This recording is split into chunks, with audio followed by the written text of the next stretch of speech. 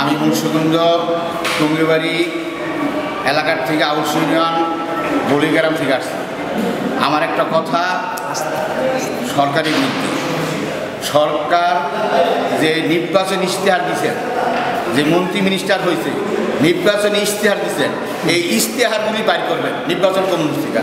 ইশতেহারের মধ্যে কে কত টাকার মালিক, কে কি লেখছে, ওইটারে আপনি বাইর করবেন। আর এরপরে এই 5 বছর কত টাকা বেতন পাইছে, হ্যাঁ এমপির বেতন কত, আপনার মন্ত্রীর বেতন কত, এই বেতন দইরা হিসাব করবেন।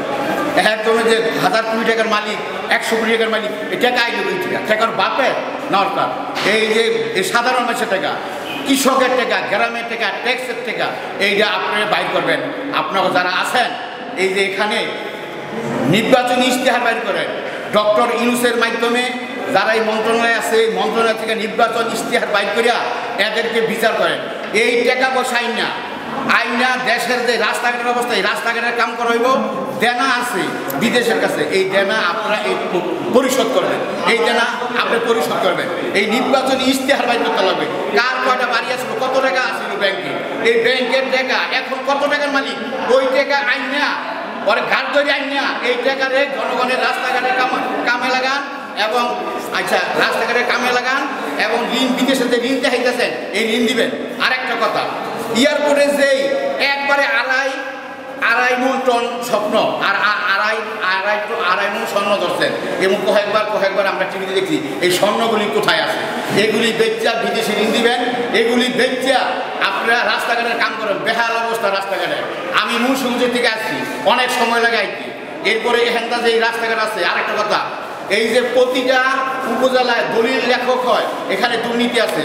সচিবালয়ে যারা দুর্নীতি করছে হ্যাঁ ধরেন, সচিবালয়ের বেতন কত, ওর বেতন আরও লাগবো, ওই এত টাকার মালিক কেমনে হয়, এবং চোর কি লেখা, এগুলি না খেয়ে নিজের পায়খানা খাওয়া ভালো। আমি বলে দিলাম, এগুলি সব সংশোধন করেন। আপনারা যারা এই বৈশ্য আন্দোলনের, আমি একটা গার্জিয়ান, আমি সবসময় এটার মধ্যে আছিলাম।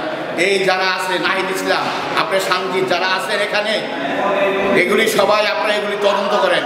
আর রাস্তাঘাট যেগুলি করছে আপনি ওবায়দুল কাদের, এই রাস্তাঘাটের দিকে হ্যাঁ কত টাকা খাইছে, ওই টাকা আনেন, এই টাকা নেন। আমার একটা কথা, বিদেশে থেকে লোক আইনা ফাঁসি দেওয়া হয়েছে, বিদেশে থেকে লোক আইনা ইন্টারপোলের মাধ্যমে ফাঁসি দেওয়া হয়েছে। এখন যারা বিদেশে পালাইছে টাকা নিয়ে, হ্যাগো ধরে নিয়ে ফাঁসি দেওয়া হইব, হ্যাগো ধরে বিচার করা হইব, বাংলার জমিনে বিচার হবে, মানুষ দেখবে জনগণের পয়সা খাওয়ার কত স্বাদ। আমরা ট্যাক্স দিই, আমরা কৃষক, আমরা আলু লাগাই, আমরা চাষ করি, আমরা করতে পারি না। আমরা আমাদের ছেলেরা, দামাল ছেলেরা বিদেশিরা টাকা পাঠায়, এই রেমিটেন্স চুরি হয়। আমি অনেক বছর কুড়িয়েছিলাম, অনেক বছর সৌদি আরব এশিয়া মহাদেশ ঘুরছি, টাকা পাঠাইছি, রেমিটেন্স পাঠাইছি। আমার সংসার এখন এই অবস্থা। তোমাদের মতো দুর্নীতি করি না, দুর্নীতি না করে নিজের পায়খানা খাওয়া ভালো। আমি বলে দিলাম, সবাই সোচ্চার হয়ে যান, সবাই সোচ্চার হয়ে যান। আমার আরও কথা আছে, এই মন্ত্রী মিনিস্টার সচিবালয়